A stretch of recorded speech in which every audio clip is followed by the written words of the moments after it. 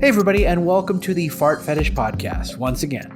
We have another very special episode with a guest today, but I wanted to first do the quick plugs.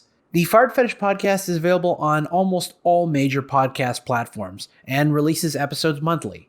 Usually it's the first Friday of the month.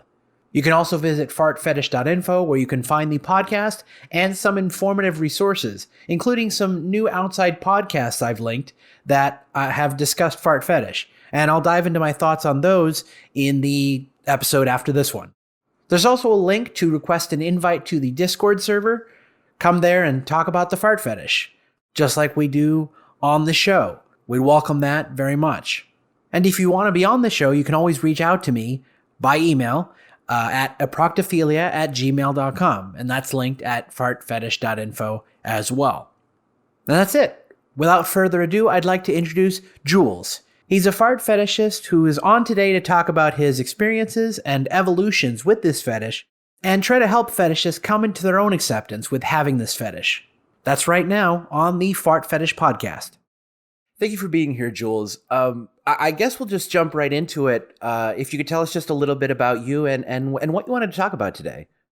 Well, as stated earlier, my name is Jules. I guess my age is I'm 24. I've been a part of the community, more of like the lurking side for years. I'm trying to start getting into it. I'm just terrified of people in general. But why I want to be here today, just talk about is how figuring out your fetishes can also help you figure out who you are as a person, but also that you can trust the people in your lives and not be afraid of them getting rid of you, or you not holding up to a standard that you're giving yourself, and that people will accept you even if they find out or you tell them a part of yourself that you're not necessarily the most okay with. Would you say there's a kink scene of any type, like around you, and have you been out in that part of the community? I've been lucky enough to just have very open-minded friends. I don't know about a kink community where I am. It's not something I know. People are open to talk about it, but there isn't like a scene that you can go and be like, yeah, let's do stuff. It's more of just talking to your friends or people that you met in like behind closed doors. For sure. Do you mind telling us a bit about kind of your journey in I guess reaching this place, actually, where you are now? I would say that it started off being, my journey is all over the place. It's like a roller coaster. I started off not knowing and just not feeling that it was feeling that it was normal and that it wasn't something to question, and then growing up and trying to learn who I was, and then talking to people, and then them kind of making me feel like what I was into was wrong and gross, and then getting a really good friend who helped me figure out that no, it's just me, and I shouldn't be afraid of that, to the point where I'm now, where I'm proud, and most of my friends know about it. I don't keep it shy while talking to potential partners, because I'm like, it's something I'm into. If you're not into it, that's fine with me, but I need you to know, because it's just a way of like, this is who I am, take it or leave it type of deal. Absolutely. Whenabouts did you? I guess the best question in your case that I can think of is when was the first time, I guess, you openly expressed this, like, and how did you go about that? Just to clarify, is it when I started being what I discovered, when I started like acting on it like sexually, or when I started going towards other people about it? Let's start. We could do both, but let's start with the first one. Like when, I guess, the discovery for yourself. How did that go about it, and whenabouts was that?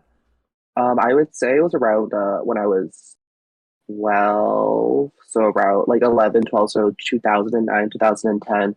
I was just surfing the internet, just watching YouTube, because I was very much into like the Let's Play. See, it was very early internet, so I loved watching other people's opinions on games, because I'm a huge gamer at heart. But then I was just clicking through it, and then this video of these guys just playfully like farting around came on, and I was like, oh, that's pretty interesting.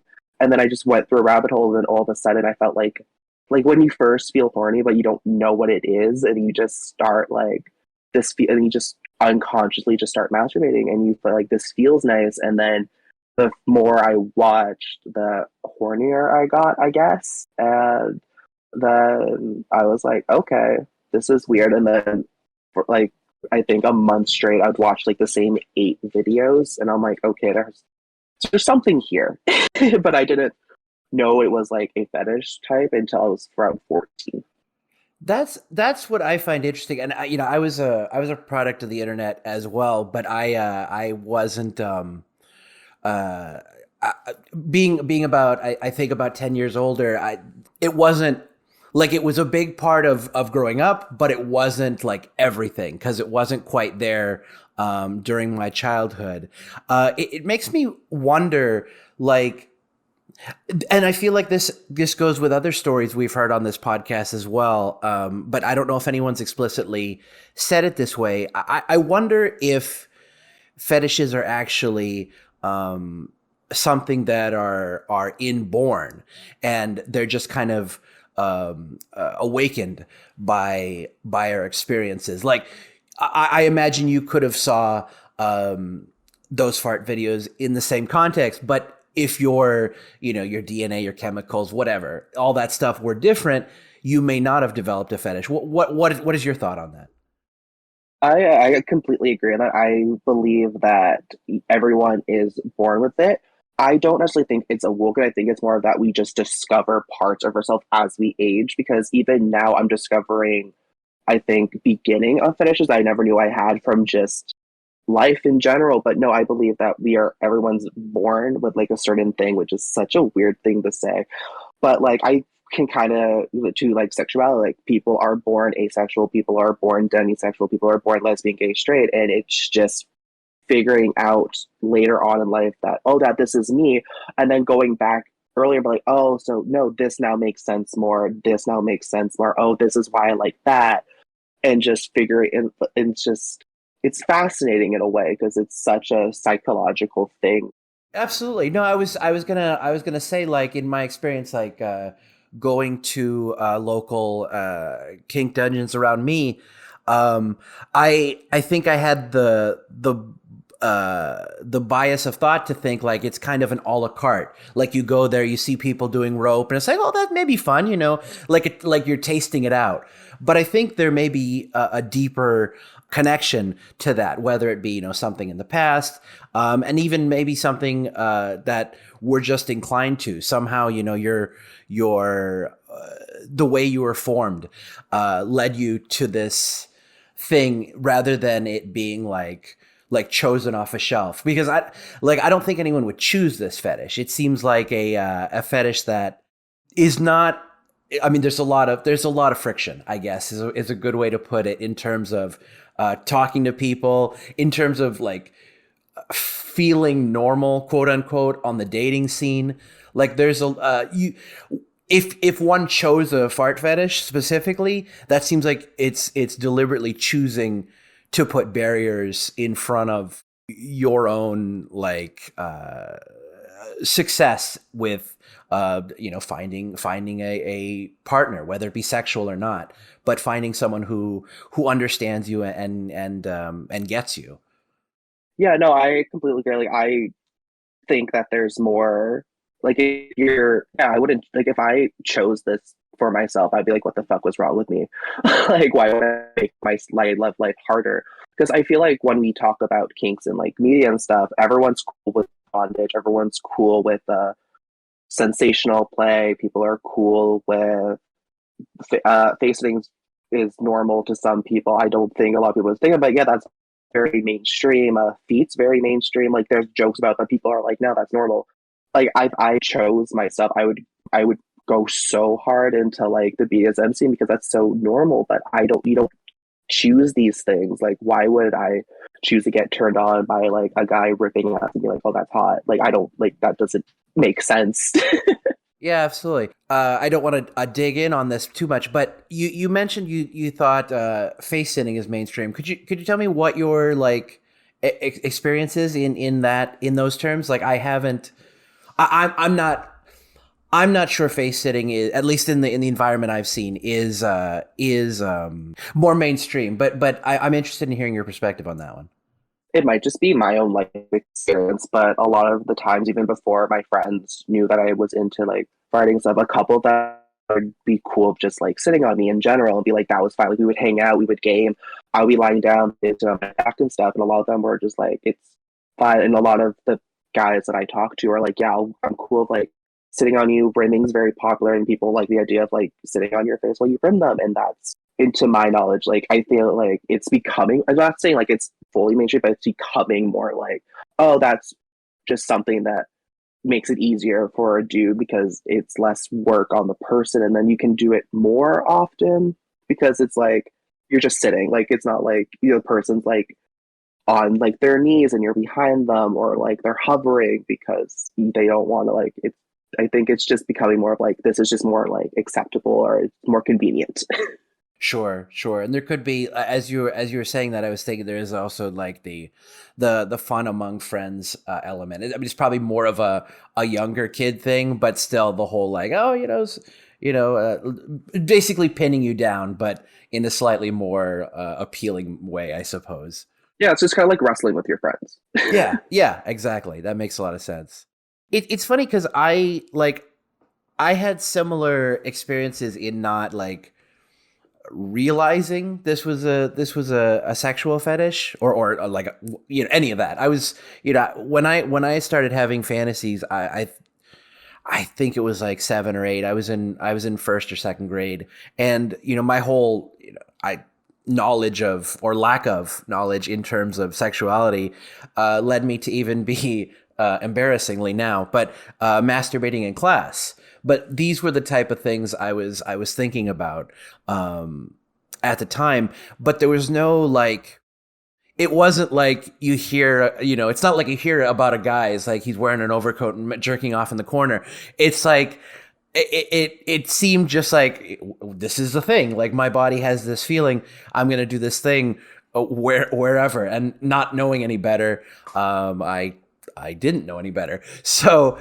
But I find that interesting though, and it really it goes back to the whole like whether it be inborn or whether it be if it's not inborn, I think the only other alternative in many cases is that it's it is set off at a very early age, like a very early experience of some type.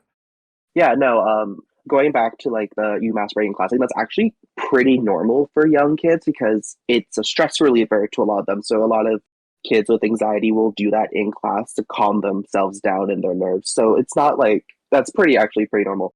When it comes to I think you said experiences, a lot of psychology believes that a lot of fetishes do come to be because of something traumatic in their lives. Like it was something that like something bad happened to them and then their way of coping was making it sexual. So you could say that a lot of people from a young age could say that you had some horrific like people who are into like crushing had like a horrible like accident where someone fell on them and like they felt like they were going to die and then that reaction made them into liking that thing.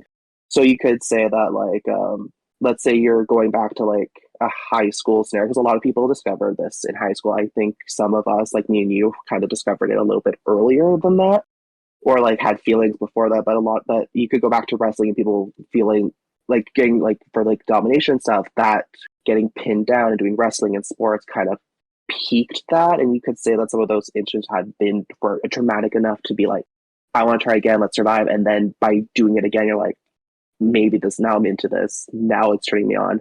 How can I continue the sensation?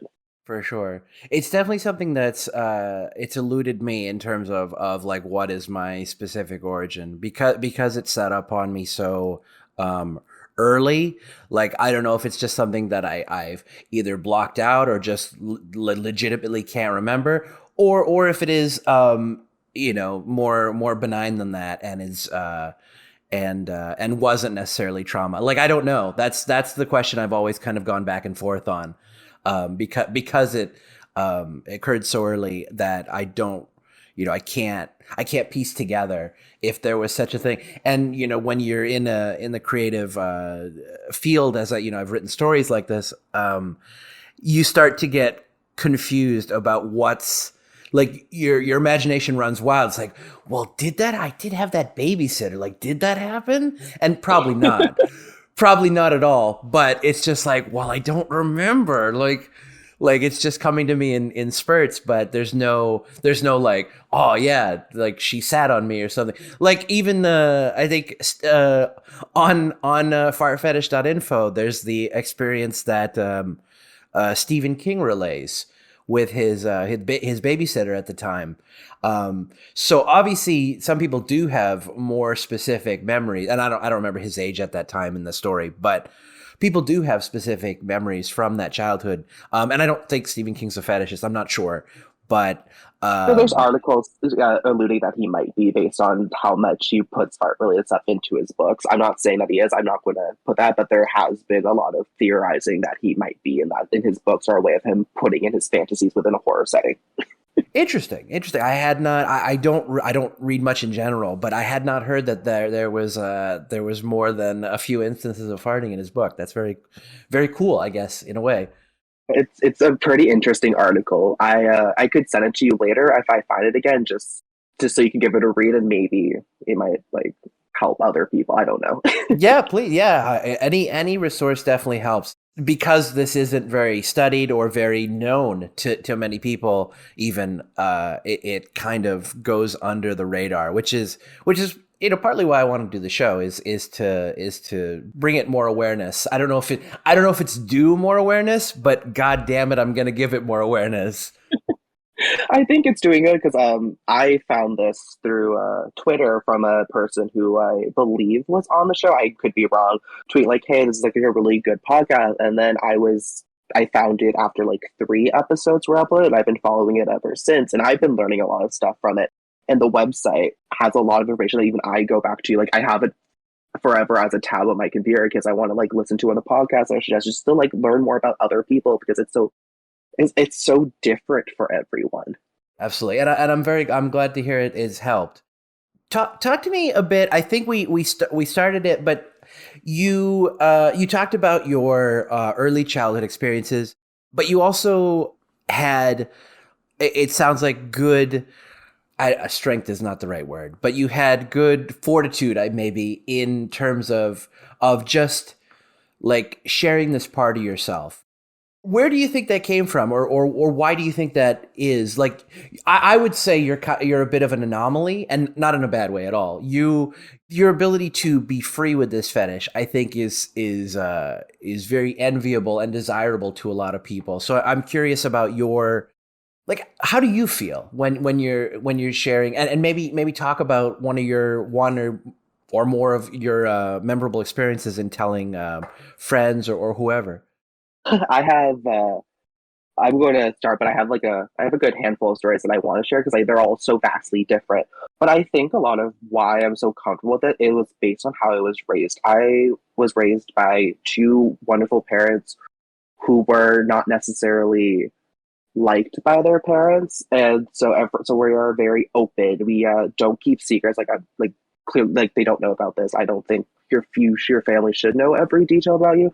But I was always so taught about like people are people, don't judge people. Like I don't see like a lot of people like I don't see race, I don't see gender a lot of times. I just see people as people, and that's in the openness. And so I think that has a lot to do with my stuff, not necessarily about anything, but also telling people sometimes it wasn't my like not me wanting to do it because one of my of telling someone was being blackmailed. Actually, one of my ex friends found out I was into this, and then made me tell a group of our mutual friends at dinner we were having at like a bar, and everyone there was cool with it. But like it scared me because I was like, and she held this over my head for like months until I basically had to tell all our friends. And luckily, my experience with that was everyone was cool with it and no one judged me on it. But it was still like nerve wracking. Like I just made these friends. Why don't want to lose them? And then that was one of the negative experience with it. But going back for more positive stuff, I recently told one of my closest friends like 2 months, like at like near like the middle of May, about this, and his response was, people like what they like it doesn't matter," and then started joking about how horrible his gas was, and like he couldn't, and like how I couldn't survive being there with it if he let one out, and I was just laughing because we're having a heart to heart that day. But I think my most I think a better story for anyone is I have this really close friend. We were kind of, we liked each other. We were very sexually into each other. We were always close. We hung out all the time. And one day after rehearsal, because we were both in a production of Macbeth, we were walking to the bus and I was like, yo, like, I'm really into this. Do you feel like trying it? And he goes, you're really open about this. I'm like, yeah, I'm just doing this. And we did end up trying it. He didn't like it, but he was willing enough to try it. And when he would use his guys, we were hanging out, we needed to do one-on-one where he would just constantly let it go to keep people away from us so we could keep our conversation between us if we were in like a mall or something. Yeah, or one of my really close friends constantly will ask me like, so why do you like it? Like I like men ass, like I love men's asses, but I don't like that actually. Like, why do you like this? Or they're very curious. A lot of my female friends are very, very curious about just like the ins and outs of it. Like, how did I discover it? Why do you think I like this? Is it trauma based? Is it not trauma based? Like, are you going to tell every partner you have? I don't think you should because it's going to limit yourself. And I'm like, it's a part of me. It's me. It's kind of like me being gay. I'm like, you can take it or leave it. If you don't like it, that's fine. But I don't need you to tell me constantly. Yeah, for sure. And I think I think you're very fortunate to have two great elements: the positive lack of shame from an early age, and positive encouragement, and running into good people. Like I mean, you had that blackmail experience, but it sounds like even in that, it turns out that it wasn't necessarily anything negative. Like I think we kind of prescript our interactions in our head, and we're like, oh, this is how, if I say this is how it's going to go, when in many ways you just need to kind of go for it. Like your own comfort level, obviously don't basically be breaking down while you're trying to admit this, but like it's a part of you, and the way you share it is going to, I think, come across as well to the people you're sharing with. If you have confidence, if you feel like, well, this is, I have nothing to be ashamed about, because even if this is, weird, as it were, as far as society goes, this is me. I've accepted it. I've come to terms with who I am, what I enjoy, and you take it or leave it. I think there needs to be more embrace of that attitude. It is, of course, easy, like any muscle. It's easier the longer you've been doing it, the earlier you start, but you can't, like, there's really only two paths. It's either you go forward and share yourself with people, or you kind of continue to hide it. And you can find pleasure in the hiding it if you want,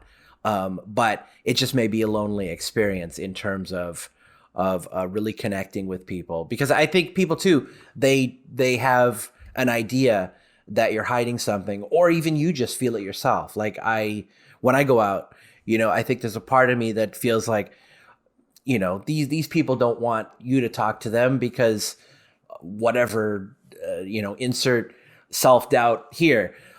People, and I think we forget that people are pretty much just like us. They're insecure, they're doubtful about, themselves, how they look, how they are that day, whatever. And I think even when you're coming to people with something that's like, you feel like the answer already, I think people can surprise us. Yeah, no, for sure. Like I'm not going to say that I wasn't nerve-wracked while telling some people, and sometimes I did double down, or like I was like, oh, I'm so sorry, like if I'm taking this too far, or like you don't want to talk about it, just let me know, like I don't want to push this on you, but like it'd be fun just to talk about, because at the same way, like as much as it is like a fetish, a big part of me, I also find it fucking hilarious. Like it's just fun. Like it's like a bonding experience with some of my, like, me and my male friends. I find like you're so comfortable, we're bonding, we're having fun. It's nothing like it's not like, I think there's a time and a place for everything. So I think you could have it being sexual, but you could also just have it being fun and just a way of being able to just like friends being friends. And I think you could have that at any age. I think you could be like 72 and you could just have it out with your friends, and just it's just like no shame, because at that level you're just as long as you're comfortable with everything and you know the person at the end of the day, because again, we're all going to have, I second doubt half the time, but it's being around people that you know and find the right people and not going up to people and forcing it on them, which I had to learn because I used to ask people, being like, hey, if I found them attractive, and I found it easier to use the fetish because I feel like, oh, I'm just acting, than actually ask them out and get rejected, because I found that to be more of a safety net. No, that's great. That's great. That is something, despite me acting, that is something I can't, like, in on a set, that's fine. But like in the real world, it's like a mental block for me. So I applaud you for being able to put yourself in that headspace. That's I'm sure a great strength as well. It helps. It kind of, when you don't want it, when it does not work out, you can separate it. It doesn't always work. Like in my experience, it never worked out. But then you have to question it, because in high school, I told the wrong person and it spread. So the entire school knew I was into it. And I still had friends, people still talk to me, but they were so fixated on it. And you had to question later, like I'm questioning it now. I'm like, why were they so fixated on it if they didn't like it? Like, why did they always bring it up? Why did they always talk about it? Why was it always a conversation within a small group of friends that would torment me? Like, why did they care so much, you know? Absolutely, absolutely. It's like it feels like kind of the curiosity that kids have. Like when they learn of something new, they kind of just have like 1,000 questions about it. It sounds like it's almost like that in a way, but with adult people. Yeah.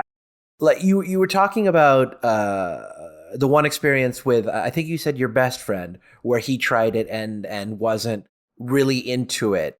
Is the not liking it a more common experience? Like what have you seen? Well, I've only ever had two experiences where they would try it. One back when I was 13, and one as recent as 2020. So they're vastly different. When I was 13 at the time, it became a regular thing. It was just friends being friends. If he had to let one rip, he would tell me, and then I would roll on my back, and he would sit on my face, and boom, we're done. And that was just our hangouts, and there would be like maybe like 10, 11 a day. And it would just be like in the middle of us gaming or just watching movies or just like a thing, because he found it funny, and I think he found the idea of doing it funny, and that was just how we did it. When it came to my best friend, he did it. It was so awkward even getting to it, because we're like, oh, what's a good position? Like, are you good? And then afterwards, he was like, are you okay? We had like a really good debriefing afterwards, and he said he was like feeling about, like, he's like, maybe I'll try it again. Like, it was kind of fun. And then later on, it was like, as of like a couple months ago, he was kind of like, no, like, it's cool. Like, you don't push on me. I love that about you. You ask me all the time if I'm comfortable and stuff, but I just don't feel like doing it. I'm like, oh, that's perfectly okay. But like, I felt honored that you would try it with me at least once. Absolutely, absolutely. I mean, it does seem like a quite a big something for someone to take on, especially not being within the fetish. Like I say, if you're in the fetish, you kind of know the parameters. It becomes like a simpler negotiation. How did you like approach asking like your friends, for instance? Like I guess your more recent experience in 2020. I have approached it in many different ways, and the extent of how I did is different. With some of my earlier experiences, I would ask actually, I still do this now. It's kind of a fun probing question I do with people, because it's just fun to hear them answer. Like, even if I don't tell them that I'm into it, it's still a fun question to ask my friends. So I would ask them, like, hey, if someone you knew or a partner asked you to fart on them, would you do it? Yes or no? And then I would listen to the response, maybe, and we just talk about that. With the ones that I told, I'm like, okay, how about if I asked? And like, how if I asked you, what would you do?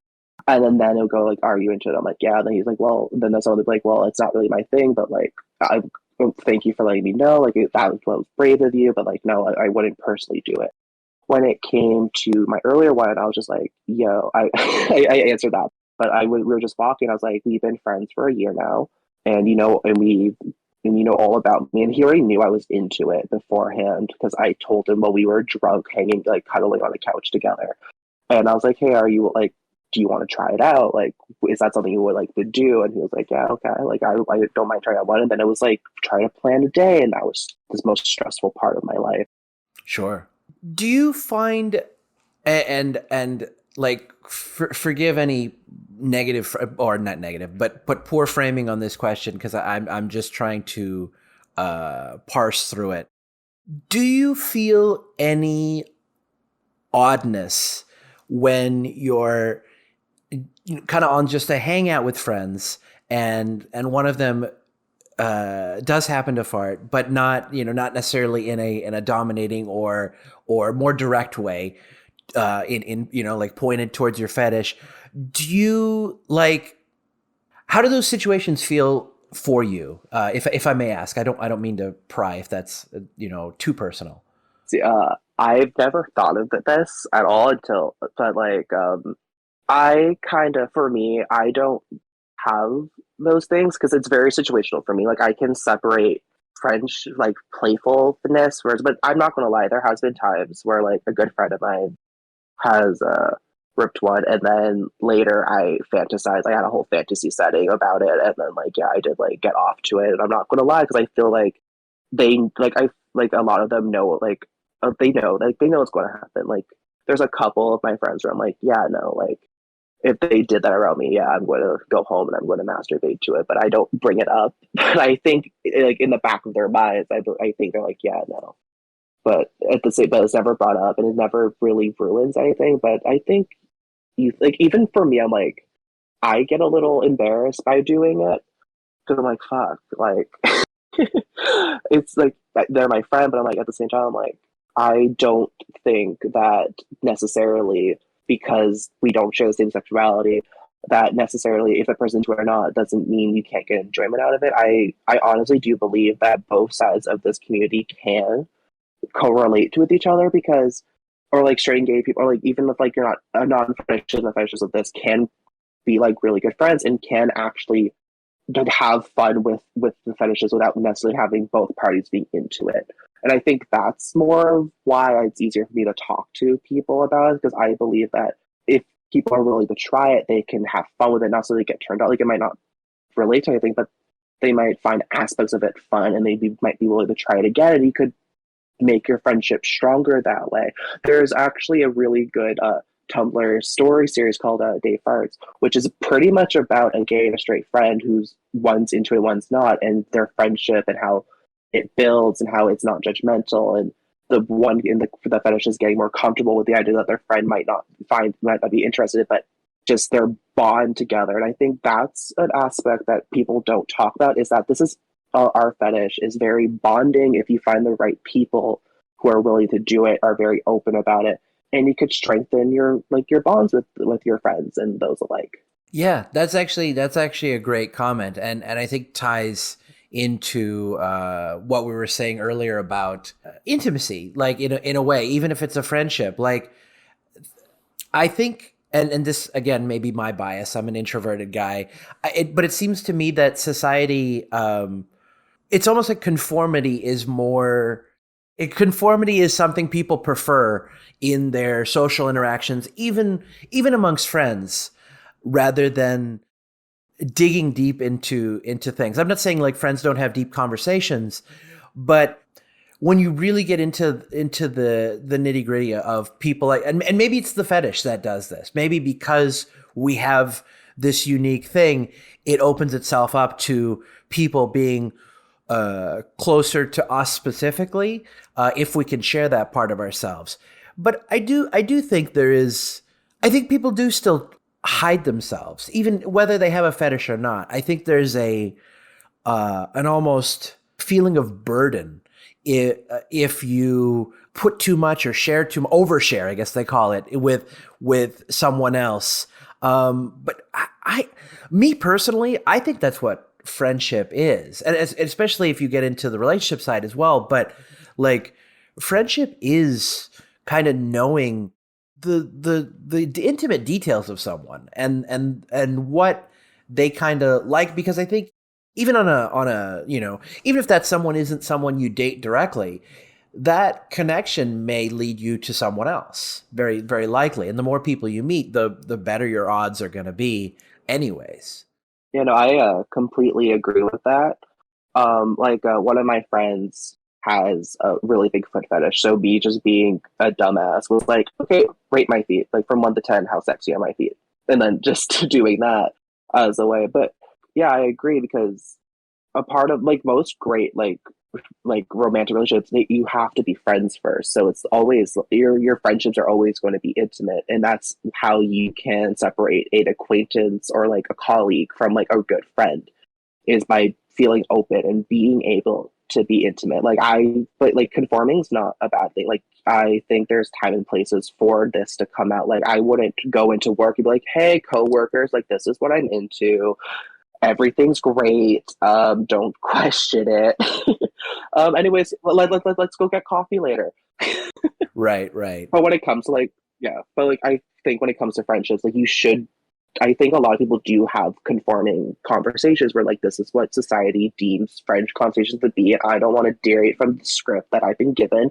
And I think we as people should deviate constantly from like TV shows and movie things of like how they deem friendships versus how friendships actually are. Absolutely. That's a good point, especially in the arts, in the media industry, because it is so, if you are someone who's not very social, or does get, basically taking their cues, social cues from movies and TV, it's like there's something there, but it's not real. It's I mean, at the very base level, it's scripted, so it almost, it's written to work out or not work out, or whatever the situation in the movie or TV or play is. And I think you mentioned it as well. It's just not. It's not the way people are. Like the writers, they do their best to bring a realistic portrayal, but you can't. TV will always be or TV media will always be I never remember the word. I not pretentious, but like it's fabricated. It can never, as realistic as it tries to be, it can never be the real thing. And that's why I think more media, that's why this is just a tangent, but that's why I believe that a lot of writers put their fetishes into their stuff, is more of like a way to like nod to the people who have it. But when it's a poorly written thing, then like there's no point. But like one of my earlier awakenings to this, as you could say, was when I was younger. Hannah Montana was huge, and there was an episode where Robbie Ray rips one in the room, and I feel like some of those nods can help people just feel comfortable with that. Because like, well, if they're doing it in like media, not like Dan Snyder version when he put feet and everything, and then it kind of got to the point where it's like, okay, that's absurd, dude. Like we get it, you need to stop. But like little hints here and there, just to be like, I'm one of you without saying I'm one of you, and just hinting it. But also you can disguise it as comedy as well, which is I think is why I like our fetish particularly, is that it is a form of comedy, so you can sneak it into like anything and just have a laugh. True. That is very true. And I feel like maybe it's a little before. Maybe it's a little before your time, but like fart humor was very prominent through like I think the 90s and maybe early 2000s, like Nickelodeon, and not so much Disney Channel, but a lot of movies had fart humor at the time. And you don't see that as much anymore. But there was definitely a I mean, time. it's not as common. I think more it has like more of that sort of humor is for like it's really really bad movies, and more like cartoonish. It's more cartoons than live action now, I believe. Yeah, I would agree. Have you, like, in talking to your non fetish friends, acquaintances, what have you gotten any interesting like insights from them, or heard anything interesting about the fetish, or anything like interesting in general, I guess, around it? I think a lot of people, and that's been spread on your thing before, like said on here or other podcasts, is a lot of it's a common insight. It's a lot of people go, "Oh, you're into this, but you must be into like scat play," and I think that's an insight that a lot of people have, and I don't know how that started. I think it's kind of like how people talk about bisexuals and how they don't believe, and how they just say like bisexual is like a gateway to coming out as gay and not necessarily like being that. So I think a lot of people might say like having like the fart fetish itself is just a gateway, or like I have that, but I'm actually into this more I guess you could say, extreme version of it, that people are just like, oh, you like that, so you have to be into that. That's just how it works. And you just have to go, no, that's not how it works. And I think talking more about it and like taking the conversation as why this, I think this is a good thing, and being like, this is its own thing. Kind of like how bisexuals are like, no, we exist, we're real. Stop saying false, like stop lying about us because you don't know us. Absolutely, absolutely. I think that's as sexuality becomes more and more in the mainstream, people are talking about it more rather than just assuming the default options, as it were.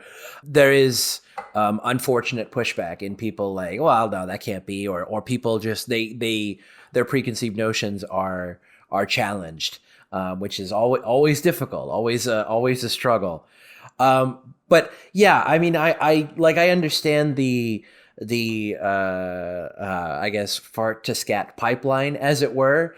And it you know, it on a general level, it makes sense. I mean, I've written stories that involved scat, but I wouldn't call myself a scat fetishist or even an enjoyer of that. It just, in some ways, as a narrative device, I suppose, makes sense.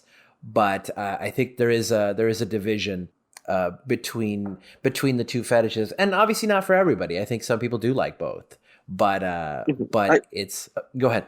no, I was just agreeing because there's a lot of like, I'm very into like the story scene. I think that's how I personally got more into it, was reading stories. And I've read some of yours because I was experimenting, like I said, because I didn't know if it was just men or I could be into women too. So a lot of your stories did help me realize that no, I don't like when women do it. Not for me.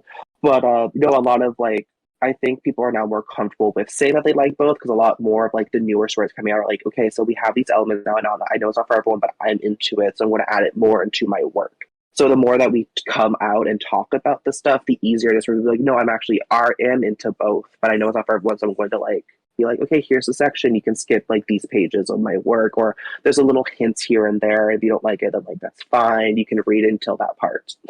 For sure. I'm gonna switch. I mean, it's not. We're not switching that far. But you mentioned in your messages to me about seeing a feeling of entitlement from I guess especially guys asking for fart videos. Could you talk to me a little bit about what you're seeing in that respect? I can also have a personal because I used to be entitled when I was extremely younger. I think a lot of the entitlement comes with being immature, because I also, now with everything being so open access, but before like OnlyFans and stuff, you would have these guys who would find it funny and they would put in their work, and then you'd have a bunch of very horny, creepy men, as we call them, as I think they are, because you kind of can't. And they're like, okay, how about you? I'll pay you like 500, or like I'll pay you like $50 for this. Please do this to me. I want your underwear. And when you're, let's say, because a lot of them were my age at the time back then, you're like, no, like this is gross and you're being too aggressive. And then when someone does agree then someone does do it, now they're looking like and then they're like, oh, they did it for me once, so now they're going to keep doing it for me, and now I have to do it, and there's no boundaries now. And when they start doing boundaries, they go, but you were cool with it before, what's up with it now? Like, why? And I'm like, it kind of, and I think it's more of just more comments and video based, because there's some people, they're so repressed that this is their outlet, and I don't think they know how to do it in a healthier way because they're so stuck, like they're emotionally stunted because they never tried to open up about it, never tried to have healthy conversations. And that's a big topic right now within the gay side of this, and I think it's on the straight side too, just not talked about as often because I think it's more hush hush. But we are trying to make ourselves better, make ourselves, it just make our community stronger on the gay side, that we constantly bring this up and we're like, guys, why are you doing this? Like, stop doing this. Stop trying to steal other people's content. Stop selling other people's content.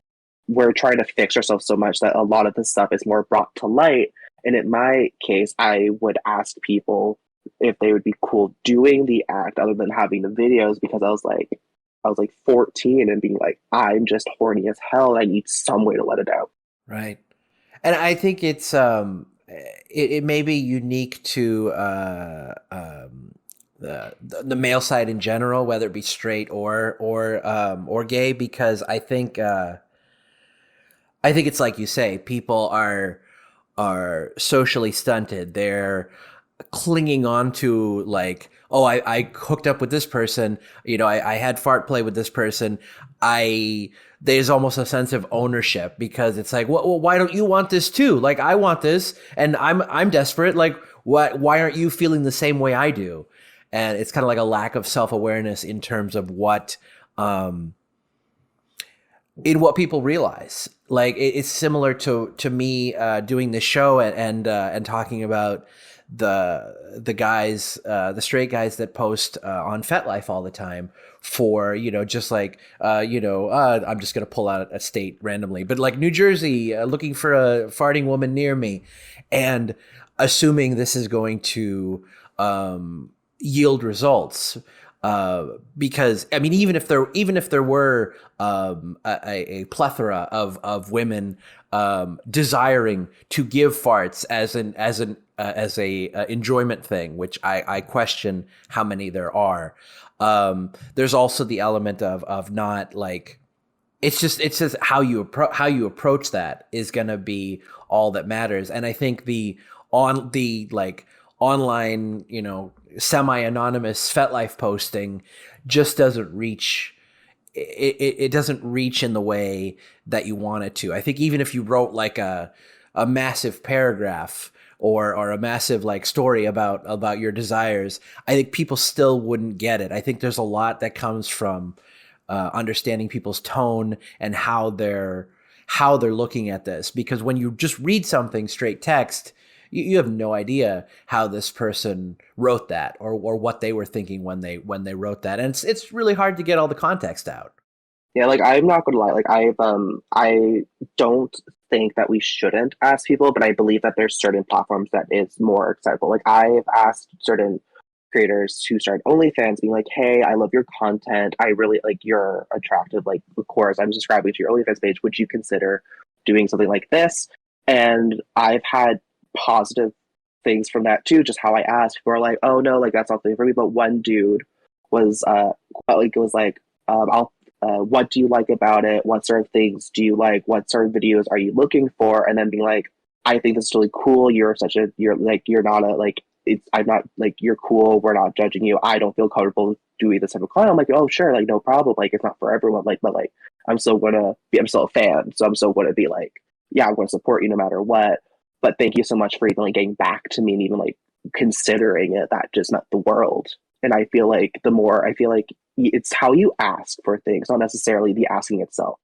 I don't think I'm not saying like after today, like go like people who listen to this just flood people's messages. No, don't do that. But like if it's someone you really, really like and respect and you like their personality, and it's because for me I am demisexual, so I have to have a connection to have any type of like thing, even with this. So if I feel like parasocial relationships are huge for me, and if I even get a sense that the person's like an asshole, I'm done. Like I'm gone. You're no longer like I might like your content, but I have no desire for anything else. For sure. I mean, I had this weird question. I do you the way you were talking about OnlyFans, do you see OnlyFans as an actual way to connect with people, or are you just seeing it like as a place to buy and or subscribe to content? Um, I think it can be both. Like I've had certain content creators who were straight who would have full on conversations with me about like what and who actually have made me videos and then got upset with me because I was like because we did discuss like a pricing beforehand. I'm like, no, like I get it, like but like don't start getting mad at me because you did it because I'm trying to figure out like he was like, oh, I can't do this. I'm like, I'm not asking you to do it all the time. Like I'm not asking for like 16 videos a day. I'm just like one is enough. But like you can't get mad at like answering your questions best that I can. And if you're not getting it, you need to clarify. But I've had good conversations with people. I've had some people just ignore me, which is perfectly fine. Like if I was getting a bunch of comments too from like really horny people, I wouldn't answer all of them either.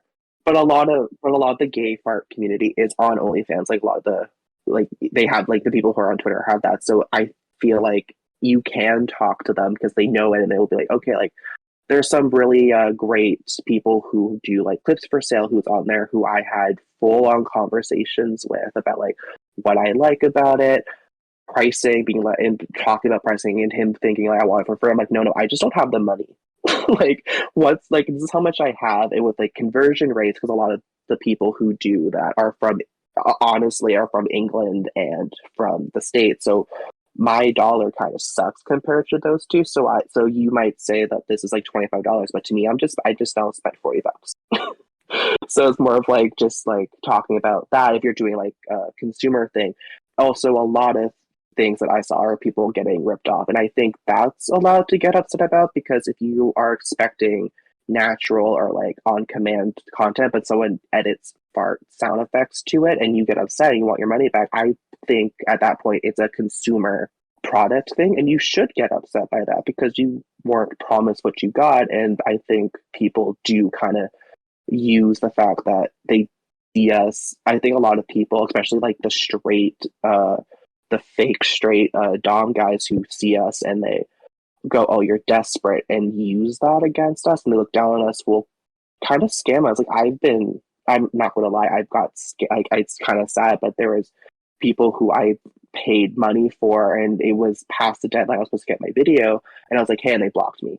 Yeah, that's yeah. No, unfortunately, there are, and I don't think it's unique to the porn industry, but there are some unscrupulous business people, unfortunately, that don't take business for the, like, I come from a business family, so I look at business as pretty, that's your reputation, that's everything. How you conduct your business, your pricing, all this is a reflection on you and your business. So it's unfortunate, but I'm sure common, where people just either take advantage, take the money and run. I'm sure this does happen probably more often than it ever should at all. I think even like I think we should talk more about that in a way of like not on here, but like if it happens, be like, hey, this person did this. And a lot of people are doing that now, being like, I was promised this, I didn't get it, and now they're like yelling at me, being like, well, I said we delivered it, but you didn't. And I think as people who have this, or just people, or just videos in general, like of any type of fetish, is that you have to know your audience, but you have to be fair, because at the end of the day, it's a product. You're paying for a product, and you should get what you want. And if you did it, then yeah, you should. The person should be like, you should get angry, and you should point these people out, and then you're saving other people heartache and time from like them getting ripped off. Absolutely. I'm surprised. Well, I'm not that surprised. I don't buy custom videos that often, but I've been using, I think it's I want clips. And they have basically a timer system. So if the person doesn't, upload the video within, 30 days or whatever the time limit is, the money gets refunded back to you. So that's a pretty good system. It obviously doesn't fix the quality control issues. But I'm surprised to see OnlyFans doesn't have something like that in terms of make sure you get your money. Well, OnlyFans is different because a lot of people will have you pay offsite. So a lot of the times where I got scammed was someone being like, I don't want to use like this. We're using PayPal or Cash App instead. Well, I can't use Cash App because that's not in my country. But so I do a lot of PayPal transactions, and that's where you get scammed. Because on OnlyFans, it goes, you put the video on, there's a price, and if you have the money, you can buy it. If you don't, then it's not there. I got you. Yeah, I'm sure OnlyFans, like when I was doing clips for sale, they take, if I'm not mistaken, they take 40%. So I think that's the same with OnlyFans now too. Yeah, you're losing quite a bit of, like, you almost feel, I mean, again, as a business, you feel like you should charge more just to cover that that percentage gap, because that's quite a it's quite a take rate. No, that's understandable. I believe that you should. It depends for me when it comes to custom videos. The longer it is, the more it should be, in my opinion. Like one of the persons that I got custom it was $5 every minute, and I think that's a fair price. Yeah, yeah. because I'm like, yeah, that makes sense, and all of his stuff is real, and he does it for a living, and I'm like, that's cool, like that's fine. It's when people charge like 40-50 dollars for like 5 seconds. I'm like, that's not worth it. I can't even like talk about how that makes sense. Like, I can't logically go, yeah, I can do that. No, that's stupid. If you're going to do like, if you're not like do like a clip show and stuff, like do like 2, 4, 5 minutes and so for like 12 or like 24, because that makes sense. Or like how it depends on the person and their stuff. But I wouldn't, for me, I hate when people, this is such a tangent, it's not even based on the thing, but I hate when people sell videos that are like so horribly produced and are so stupid, and it was like 30-40 bucks. Yeah, no, it's true. I don't see that so much on the female producer side, but it's definitely there. There's definitely, like, whether it be using sound effects, just low quality production. I'm pretty picky, so like for me, it's all like I don't enjoy most of the content that comes out. But as far as low quality, like that becomes it becomes easier to, like, if when they put a preview and you can see that's like what they're doing, it's just like, this is. I see what you're trying to do. You're trying to take advantage of this, basically desperate people who are desperate for content, which I guess is everybody in porn. You don't need a fetish or not. People are always wanting to watch porn. Yeah, if you're desperate, I think you'll pay anything if you're desperate enough for something, and that's why I think what I'm doing. Not saying that like I think people.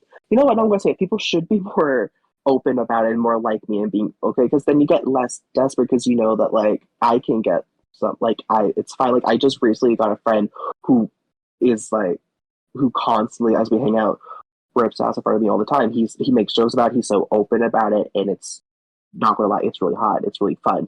And I feel like that, even that kind of takes the desperation away from it. Or just having friends, because I have a lot of friends who have it, who send me videos, so I don't have to go around begging for things. But it's when you corner yourself and you block out the world that you're going to spend like this one dude was charging $500 for a minute. I'm like, dude, you're fucking stupid by doing that. But people are so desperate that they are paying $500 to $1,000 for like a minute. And that to me is like, why? Like, I don't get it. I don't know how you could make yourself so stuck that you are willing to spend almost your whole life fortune, because not everyone's rich, and you're putting yourself into debt. I think some of these people are, just to experience one hot dude. Absolutely. And I think at that point, you almost have to accept that your part of your fetish is being financially dominated. I would say, like, I mean, I'm not going to obviously tell someone what their fetishes are, but like any kind of economical or financial sense, it doesn't really make. So, And like, if you're into that, then like, more power to you. Like personally, I don't want to, like, I don't get it, but like, you know what? If you like, I'm not into domination at all. I think domination kind of puts me off a lot when it comes to it, and that's a majority of like the work, is being like, you suck, or like calling me a fag, and the minute that happens, I'm totally gone. So I think I'm more niche when it comes to my stuff. So I do custom videos because of how different I am to other people. But no, like, I think that if they want to be drained, like money drained, like, that masters have their place. But I feel like we need to start vetting on like who actually cares and who's doing it because they need to pay off their college debt, and this is their like, or they want to get like the fancy things, and they're just using this as a money thing, other than like a beneficial, like, you scratch my back, I scratch yours. I'm having fun being a dominant master and having fun with this, but at the end of the day, we can go get beers and be friends. absolutely. What do you feel about the monetization element within the gay side, and maybe as a second question is the whole farter sniffer dichotomy, which I talked with Dill about on one of the previous episodes. Like, do you have any opinions on those two areas? I think that everything's going to get monetized, and if people are willing to pay, then go for it. I necessarily don't agree with everything being monetized, or people who share stuff on, like, people are very big on sharing things on Twitter. I don't think if you're like doing preview, if you're going to put a huge production into it, like you're going to have like actors and a producer and a cameraman, then yeah, you can monetize it and sell it also. But if you're just going to sit in your room with your camera turned on, I don't necessarily believe, and this could be me and I could get like flack from saying this, but I don't think that in itself should be monetized, because it's like, it's not like, yes, it would be nice to get money for doing something you love, even if it's like in a sexual way, but it's not necessarily, you're not doing anything new, and it's not something that I can find that for free anywhere. So why would I pay money for that when I can just hop on Twitter and have all these really hot guys who are just confident enough to like just post it on their Twitter feed and like interact with me, and it's free, then go to like their OnlyFans later and be like, it's the same content I'm getting for free, why do I want to pay for it? When it comes to the sniffer fire dynamic, well, a lot of the gay scene also just uses dom and sub for it too. But if you're doing strictly fart related, yeah, fart and sniffer, I don't see a problem if you're meeting up with people to have a role where I get off on doing this, because I think there's difference between online sharing and in person. Like for me, I will send things to people. I will send fart videos to people, and I'll do it. But in real life, I prefer to be dominated. And I would prefer to be in like a meet situation. But I can do both. But I get more out of it if I'm sniffing it than I am farting on it. And I think that just depends on personality types. Like if you're more dominant as a human being or more competitive, you're going to like the farter role more than the sniffer role, and vice versa. And I think that everyone should do both, but there's always going to be a preference there. And I don't think we should shame people for in like meetups for only liking one thing. But like, yeah, I think it's stupid that people just won't send videos to others. For sure. For sure. I definitely understand that. Like I've had my confusion about it, just because it is so different in the male female interaction, unless, maybe outside of the OnlyFans. Like women aren't just randomly farting and sending men videos. It's not what they enjoy. It's not something that's done. But you do see that, and I have been on a couple of gay fart fetish Twitters, and you do see exactly that. It's people who pretty much, whether they set up a camera in a more produced way or not, you get the sense that this is just what I enjoy doing. And that's what makes the breakdown between the two sides a little more confusing, because I guess on the straight side, like, to not be monetized, like there's nothing that's not monetized. Like unless it is a preview or something on either Clips for Sale as a preview or on Twitter as like an advertisement. Like it's pretty much going to be a product you're consuming. Whereas there is a freeware, I guess, element to male farting, as there are people who are just doing it for fun. Sure. Also, this might be, I've been on a lot of forums and stuff for more of like the straight side of this, I guess. I was on like a straight fart fetish thing, and I talked to a lot of girls who are into men, to like guys farting at them. And I believe that, I know this has been a question that's been brought up, but I do think that both sides of the community can come together, but like in a way where, let's like I could talk to a straight woman who's into guys, and we could bond and be like, oh my god, you like that guy too, oh my god, and then we can talk about that, as well as like women into like women to women and men into women stuff, and like have that way. But also, just I believe our communities can come together. It won't be like the easiest thing, but I feel like there's so much similarities in what each side likes, but the terminology is different, as I've learned from this. But everyone's so similar that you can come together in a way and make this community bigger. So it, like still have your niche, like you still have like them separate, like you can have like a common meeting ground, but then outside of that you can still have our own like separate communities where we can go more in depth into it, because sexuality does play a huge part of this as well, and you want people like you in it who like get turned on at the same way, and that like you can relate to like certain experiences with. Absolutely. I think in many ways that's what this podcast was kind of about. And like in lieu of having like a a fetishist convention, like, as it were. Like, this is kind of where we can start that element of trying to get people. It's trying to get people to move beyond that, the porn aspect and the shallow sexuality aspects of it, and get into the actual talking about it, theorizing what's this fetish about, why did it come about, how did it come about, how is it treating you, what are your thoughts about it. And I think if both sides of the community, or like a segment of the community, can do that in a larger way, I think we could. I agree with you. I think we could have some kind of meeting, or maybe even just a round table amongst fetishists online. Have a discussion of people doing that. That's another way to maybe grow beyond this single host podcast into something that's a little more participatory. No, of course. No, I agree with that. But was something that you brought up, and I think that we need to focus more on is when it comes to it. Yes, we're turned off by, but it's not who we are. Like, it's not all we are. And I think a lot of the times when we're in our communities, we get so obsessed with, I like this. This is what we can bond, that we forget that people have other interests. There's some people I've tried talking to, like, I want to talk, but then, like, they don't keep conversations up, and it's kind of hard to keep conversations, and you want to, like, try to make mutuals and stuff, but I think a lot of people are so stuck on, this is what you are, this is what we should talk about, and I like your service, and I think you're attractive, and I want to talk more about that, because talking about Fart is turning me on, not necessarily both of us, because not like all the time.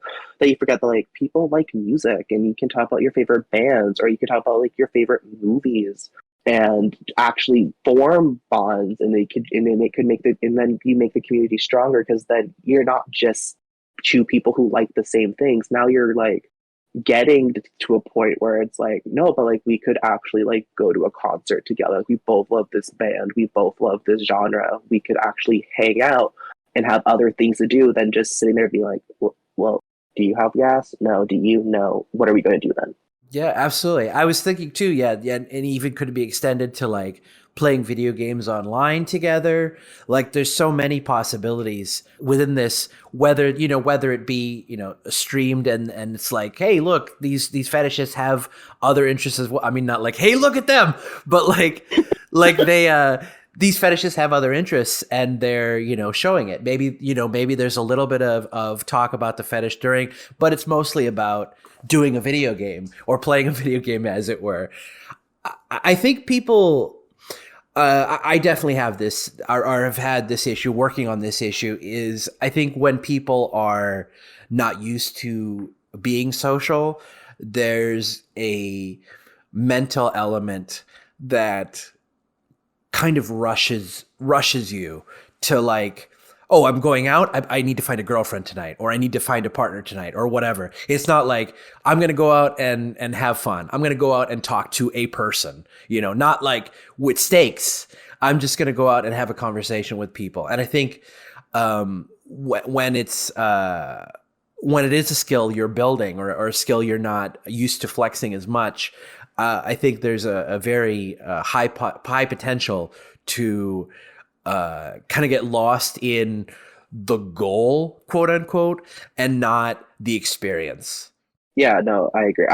This might just be me being biased, but I think everyone should do some type of acting exercise, even like doing an improv class, because it brings you out of your shell and you get to learn so much. And I think this is just people in general, it doesn't have to be about this, but with my acting experience in my training, it helped me open up a lot emotionally, physically, mentally, to the point where I am, like, to the point where I was okay with doing this itself. Because I don't think, like, 3 years ago, I would even be, like, near the amount of being able to talk about this openly and knowing that people are going to hear my story. I feel like that if we want to do this, and people want a community, but you need to put the work in, and you need to start going, yes, we all like this, but we need to find more common ground than just this. And it's not just wrong to have like that have the common ground, but at the end of the day, you're not going to get anywhere, and you're not going to show other people outside of this what it's like if that's all you talk about, and that's constantly what you're doing. Or just like with my scenario, yes, I'm into this, but I didn't become friends with them, and this is why I want to tell other people, because I think my words can be true. I don't make friendships just to be like, okay, now we're comfortable enough. Now we're going to bring in my fetish to bond. I'm like, no, that's not what I do. I make genuine friendships, and then because of how close we are, can then approach the topic. Other than, because I think there's going to be some people, not everyone, but there are some people who would go out and just do it for the fart reason, and not because they care about the person, because they think there's an end goal. And I don't want my stories to come off as that's why I've done what I've done. It's more of just I feel comfortable with these people, and if it happens, it happens. It doesn't, it doesn't. But at the end of the day, we are still friends because we still like the same games, or we like the same movies, and we can still talk about life and our experiences and what we want in like our dreams. And it's not just that thing, but that thing helps us bond because I'm no longer hiding, and I can go up to my friend and be like, oh my god, I met this dude, and fuck, did he rip ass, man? Like, come on. Like, it was such a hot, I had such fucking hot fart sex last night. Like, come on. And then you can just talk about it. Right. No, it's true. It's very true. I agree. I agree with your what you said, that this isn't like whether they be fetishists or not. Sexuality is not everything about a person. It may be a very important part and something you should share. But there's so much more to the human experience and just experiencing our fellow humans in the life we have, whether going to the movies, whatever.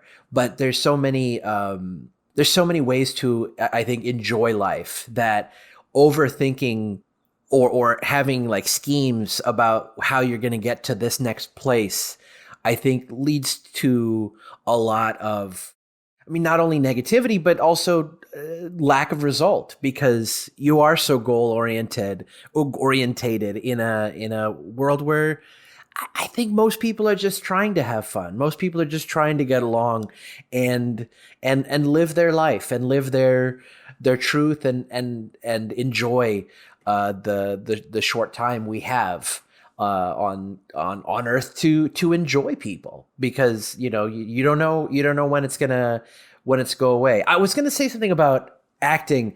I think people have a misconception too about acting, that it's teaching you a skill that is different than speaking to people in the real world. And in my experience, and I'm sure there's higher level acting classes, especially in other countries, but like I think a lot of starting as an actor and a lot of the basic steps is being comfortable with yourself and learning, how to use the aspects you've already done in your life. No doubt, you've been angry at some point. You've been sad at some point. And really acting is just like, how do we trigger these feelings when we need them in a genuine and authentic way. And that's what life and conversations are. Like, that's what as we said at the top, like, movies can't replicate reality, but the acting element is absolutely an aspect we can take and learn to be comfortable with ourselves. I think that, that's why corporate people are getting sent to like improv classes or going themselves, because they want to humanize themselves. Well, that's another story, but yes, I was gonna say that they want to maybe humanize yourself. Maybe humanize yourself is a better way to put it. But they basically want to gain those skills of how do I how do I be better talking to people? How do I get better? Maybe I have to give a speech, at some point, or I know a lot of corporate people when they have to like speak to a board or whatever. I think Warren Buffett, I'm sorry, I'm getting into a tangent, but I think Warren Buffett took those type of classes to help him. He knew what he wanted to be in life and he knew what it required. So he went forward and did it. Yeah, no, I completely agree. Also, I go on acting tangents constantly. It's kind of the reason why I don't bring it up that often, because I will go on for like 3 hours being like, you don't get acting. Here's actually what acting is. So I get the tangents. Yeah, I enjoy it. Like I've kind of distanced myself from it these days just because it is very difficult. But I love it. I love movies. I love I think more than the acting itself, I love the people I've met. Like the people I've met on set are some of the best people I've known, and it's really easy to meet them too because you're all kind of working towards a similar goal together. Yeah, exactly. I'm unfortunately coming to the end of this. I have one more question, but like this has been an incredible talk, and I'm sure people have gained a lot from this because if nothing else, and there is so much more, but your level of comfort, I think is inspiring and potentially, not that we should like all be you, but you're someone to emulate in terms of just doing it. Cause I think unfortunately there's so many, like I'm speaking a little more generally, but like self-help and this and that, and so many different ideas and opinions and ways to approach it. Where at the end of the day, it's basically whatever you're scared about, whatever you're not doing, stop it. Or do it, respectively. Like stop being afraid and just do it, because there's no shortcut. You're not going to turn to page 23 and be like, my God, I've never seen it that way. That's the secret. There is no secret. The secret is doing it. The secret, it's like going to the gym and exercising. If you want to build that muscle and that comfort inside yourself, it's just going out there and doing it and being vulnerable and showing people yourself and understanding that it's not always going to be positive. You can't control people's reaction, but if you're comfortable with yourself and you can be and show yourself with confidence and even humor, I think people will more often than not connect and at least see your perspective, because I think there's a lot of fear. You just like, I can't tell this person.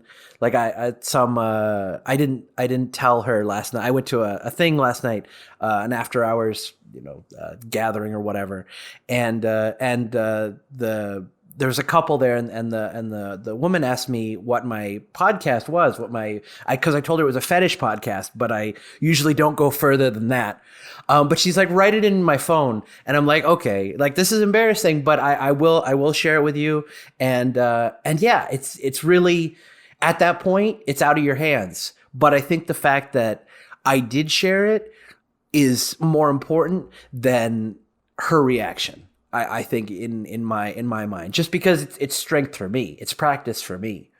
Yeah, no, sure. I think that's just a huge step. Like, congratulations on doing that. In a sense, it takes a lot of courage to be able to do something like that. Thanks. Yeah, I mean, in wanting to do this show for the community, I've also the aspect of spreading it to non-fetishists as well, and having people be more aware of it has been my goal. Let me ask you my last question I have is like, what, and it seems kind of out of nowhere after everything we talked about, but like, do you have a favorite or like a go-to fantasy of yours? You said you weren't too big into domination. Do you have any other aspects that you feel like have to go with your fetish for you to enjoy it? Yeah, I have so many fantasies, and I don't hate domination. It depends on time. I like playful domination. I love when the person's having fun with it, and you can tell both parties. When it comes to like fiction, has to be consensual. It has to be both parties willing, because I'm out of it after that. Because then it just seems mean spirited to me. But for like my biggest fantasy, it sounds so, to me it's so basic. It's I would love to just have, I always say friend, because a lot of my situations is my biggest fantasies is a friend, or like a close buddy, just being so open with it that they use your, because I'm also really into face sitting. That's something I just recently discovered about myself, is that my biggest fantasy really is having someone watching TV or gaming and they're just using my face as a seat and just letting it go. Or another one is just like basic, just like, oh my god, like, fuck, that smells bad, like how can you handle this, like just like, or man, did I eat the wrong thing, as they're like smothering you. Nice. I don't have any other questions. I wish I had a million more questions, honestly. I'd love to have you back on again if you want. But is there anything you wanted to add? And as long as you want, don't feel like we have to wrap up right now. But feel free if you have anything else you want to say. I would love to come back on. I think this was so much fun, and the more we talk, the more comfortable I got. I would love to come back, even if it's just like some other reason, or if it's like you have two guests in mind. I would love to do this again. This has been an amazing time. What I want to say at the end of the day is that people need to stop being afraid of, like, it's something that I'm working on still, because my issue is I'm afraid. I care too much about what people think about me, to the point where I'm afraid. And I think, but I'm so open. Like, it's so stupid of how I'm so open about talking about this, but me, but I'm so afraid of like doing the wrong thing.